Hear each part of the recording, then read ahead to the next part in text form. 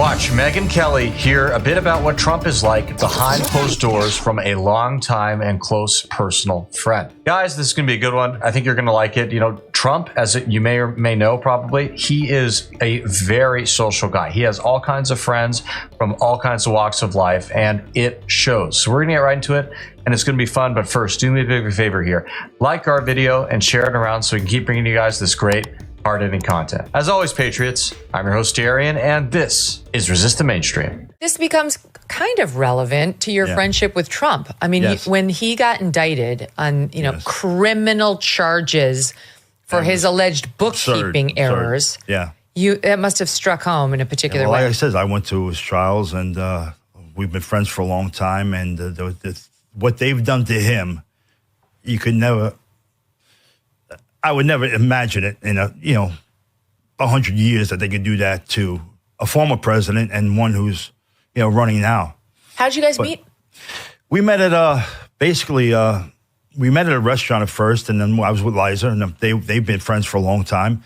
And of course, Studio 54, we saw each other. Mm-hmm. So everybody used to go there back in the day. Everybody, somebody was always there. So, and I used to work also at Cafe Central uptown, and no matter what night it was, you'd see 10 actors there. Liza Minnelli and Bruce Willis was the bartender. Oh, no way. Yeah, he used to make me 8 creams. You're kidding me. Before he was a big star. Sure. And everybody was there. Liza Minnelli, Cher, Peter Riegert, Treat Williams, John Goodman, De Niro, Pacino, Joe Pesci. Everybody used to go to Cafe Central. And Trump.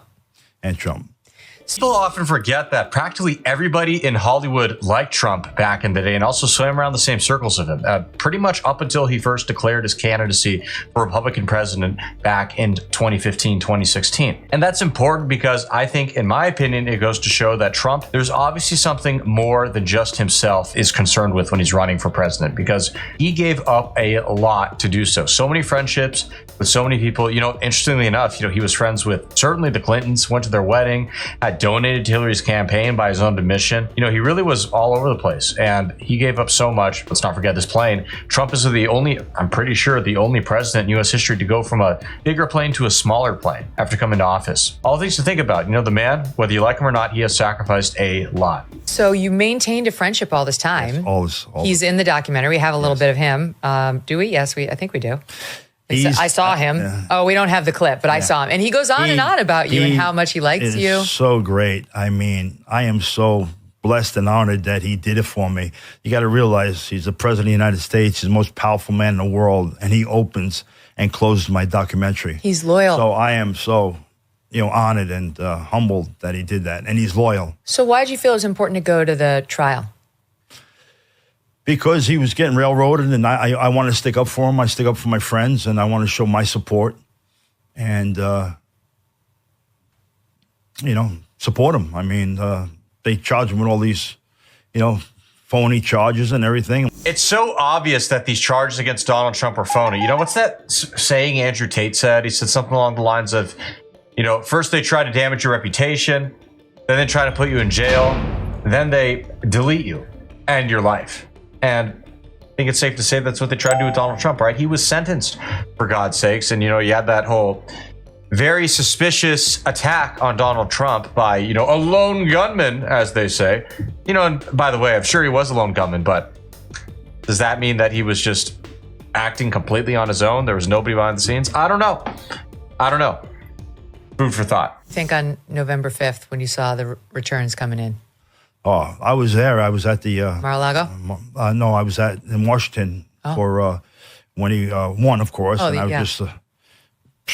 we're all just... He's, as far as I'm concerned, he's the greatest president we ever had in the United States. He promises and keeps it. Mm-hmm. And he's just great. You spent a whole life between the Hells Angels, not to mention the prison time, the boxing, the mixed martial arts, the bodyguarding. Yes. Trump's also extremely tough. Yes. So about tough guys. I call him a savage because he is. any other president or anybody else who gets shot, they'd be under that counter there. And that he got up, he said, wait, when he put up fight. He's just, I mean, there's nobody like him. He's just so, nothing phases him. Mm-hmm. I mean, and they tried, and you know what, when I'm crazy, it gets me that people say it was staged. Oh, it's infuriating. And you know what? Corey Compatore lost his life shielding his family. That's right. The other two guys were shot also. And they think he's going to say, do me a favor, just nick my ear. I know. It's ridiculous. It's ridiculous. And that's how some people think, and that's what gets me infuriated. It's such an insult. It is an insult. And there's people still, a lot of them, he's doing, the first hour he was elected, I mean, he started signing the orders, and he's going to change this country around back to the way it was. Let's pray he does change this country back to the way it was, because we need it. As far as this whole idea that, the theory was staged, I pretty much agree with them. It is a little absurd of a theory. I mean, just thinking about it from, like, let's say Trump and, this crazy attacker who tried to end his life had planned together, how would he turn his head at just the right moment and just the right angle and not accidentally shoot just a little bit too far? And then, I'm not going to describe it because it's going to get really graphic, okay? But you can take a slight breath while you're aiming down the sights of a scope. Too many variables at play for that to be staged. That would be just beyond absurd to stage something like that. It doesn't even make sense. Seen like a big change from the Donald Trump you knew back in the day at, the cocktail lounges and the one who you see now? Well, you know what? He's the same guy to me, but he's just so strong. Like I said, he's resilient. Nobody like him. And I love the guy. I mean, I'd do anything for him. But we've never had a president like him. And you got to realize, years ago, I never got involved with who was the president. Mm-hmm. Who cared? Mm-hmm. It wasn't until President Trump. It was the first time I ever voted. And I voted first time. I never cared before. And till the day he became president, I mean, all those other people, all those woke people, all those phony people out there, they didn't like him. But like I said, I never cared about who was president before. But this phenomenon of people who didn't care about voting for president before Trump ran is not unique to just people who liked him and knew him as longtime friends like this gentleman over here. I have heard of so many similar accounts from people I know and talk to. It goes without saying, there is a star power to Donald Trump. He's got an incredible charisma. He's really good at reeling people in, making them care, making them passionate, and it's an amazing talent. They talked since the day he became president. They have not stopped talking about him. Every day you heard President Trump, mm-hmm. And everything else. But as far as I'm concerned, he's the greatest president we ever had. Well, he obviously... And he's for the American people and America.